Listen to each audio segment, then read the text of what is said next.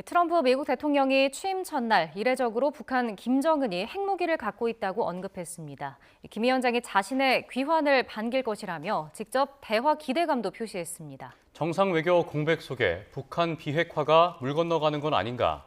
미국과 북한과 직접 대화와 우크라이나전 협상에서 한국이 소외되는 건 아닌가 우려가 커지고 있습니다. 이종수 해설위원과 짚어보겠습니다. 안녕하십니까? 어서 오십시오. 네, 안녕하십니까?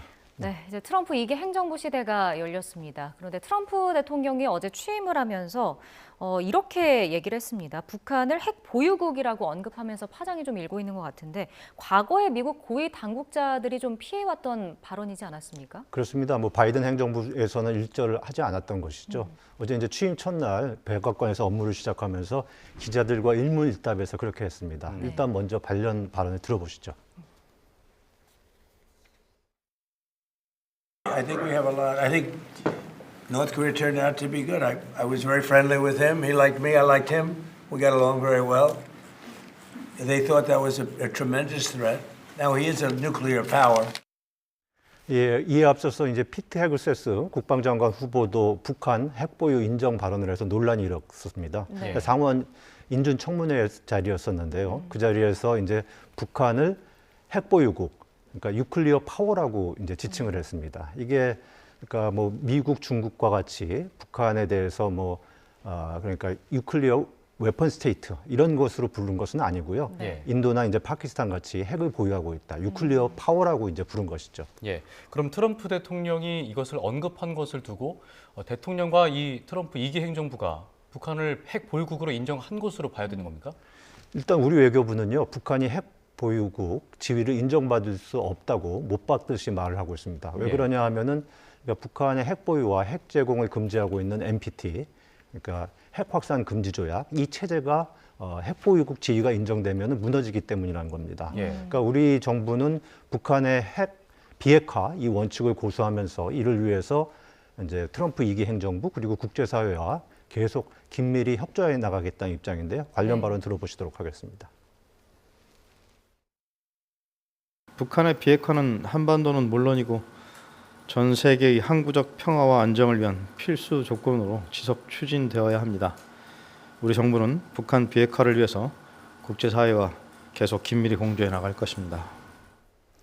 하지만요, 미국의 국방장관 후보랑 이어서 이제 트럼프 대통령이 북한의 핵 보유국이라고 이렇게 말한 것은요. 네. 그러니까 적어도 지금 보면 북한이 핵 역량이 고도화돼서 완전히 핵을 제조할 수 있는 국가가 됐다. 이런 현실론을 인정하면서 북한 비핵화는 어렵다. 이런 인식 아래 좀 북한과 협상을 해보자. 이런 의도가 담긴 것으로 보입니다. 그래서 지금 북한 비핵화 목표가 계속 유지가 될 수 있는 것이냐 이런 우려가 나오고 있는데 우리로선 특히 더 그렇지 않습니까? 예, 그렇습니다. 북한 이제 비핵화가 과연 이루어질 수 있는가, 이런 거에 대한 이제 회의론도 있고 그렇기도 한데, 네. 저희 국정원에서는 예. 이게 북한 이제 최근에 있었던 정보위원회, 국회 정보위원회에서 나온 얘기인데요. 북한의 비핵화, 이 비핵화라는 것이 이제 내용인 것은 이런 겁니다.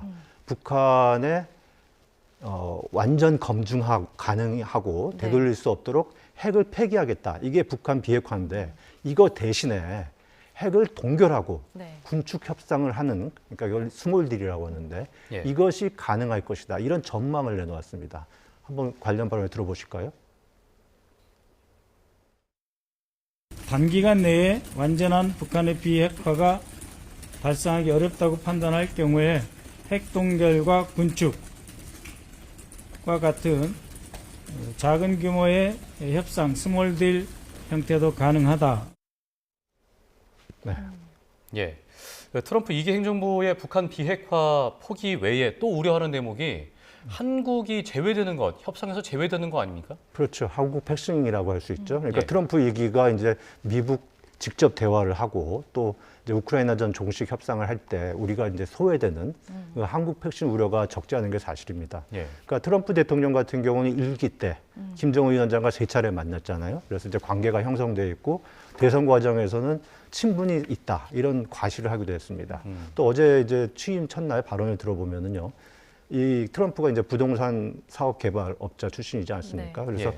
김정은과 향후 협상을 통해서 북한의 관광을 개발하는 것 아니냐, 이런 것을 노리는 것이 아니냐, 이런 해석이 가능한 그런 발언을 했습니다. 직접 들어보시도록 하죠. But we got along. I think he'll be happy to see him coming back. And I think he has tremendous condo capability. He's got a lot of shoreline. 트럼프 대통령은 이제 이미 대북 특사로 이제 최측근 외교 책사예요. 전 예. 독일 대사 출신인데 그린웰을 임명을 해놨고 또 이제 국가안전보장회 거기 부부장관으로 알렉스 웡이라고 일기 때 이제 대북 실무 협상을 총괄했던 알렉스 웡을 임명을 해놨기 때문에 네. 실제로 대북 협상에 관한 인사는 다 마친 상태입니다. 그러니까 여기에 김정은 위원장이 호응할 것인가 이게 이제 관심인데 호응하게 될 경우에는 미북 협상이 급물살을 탈 수가 있습니다. 예. 네. 관련해서 오늘 이제 북한에서는 이제 국회격인 최고인민회의가 열리는데 이 자리에서 김정은 위원장이 트럼프 관련 메시지를 내놓을까?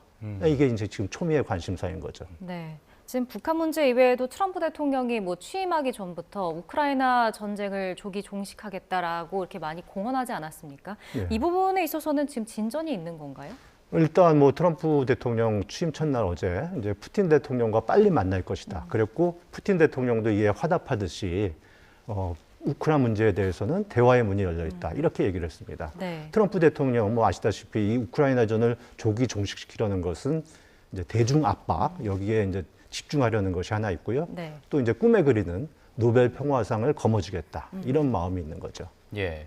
뭐 북한 비핵화뿐만 아니라 우크라이나전 얘기를 또 해보면 이것 역시 우리나라에 좀 국익에 중요한 영향을 미치지 않습니까? 아, 그렇습니다. 이제 뭐 아시다시피 이제 북한이 우크라이나전에 이제 군을 파견했지 않습니까? 네. 그렇기 때문에 우리의 안보 이익이 걸려 있는 거거든요.